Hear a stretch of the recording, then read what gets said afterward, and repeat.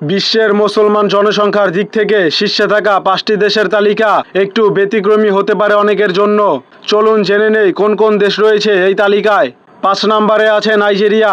আফ্রিকার দেশগুলোর মধ্যে সবচেয়ে বেশি মুসলমান বসবাস করে নাইজেরিয়ায়। দেশটির মোট জনসংখ্যা প্রায় 23 কোটি, যার মধ্যে প্রায় 11 কোটি 50 লাখ মানুষ ইসলাম ধর্মের অনুসারী। নম্বর 4-এ আছে বাংলাদেশ। বাংলাদেশের মোট জনসংখ্যা প্রায় 18 কোটি, যার মধ্যে প্রায় 16 কোটি 20 লাখ মানুষ মুসলমান। 3 নম্বরে রয়েছে ভারত। বিশ্বের বৃহত্তম গণতন্ত্রের দেশ ভারতেও রয়েছে বিশাল মুসলমান জনগোষ্ঠী। দেশটির প্রায় 142 কোটি জনসংখ্যার মধ্যে প্রায় 20 কোটি 50 লাখ মানুষ মুসলমান। নম্বর 2-এ আছে পাকিস্তান।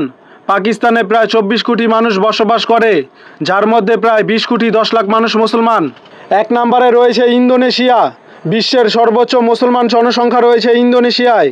দেশটির প্রায় 27 কোটি মানুষের মধ্যে প্রায় 23 কোটি মুসলমান।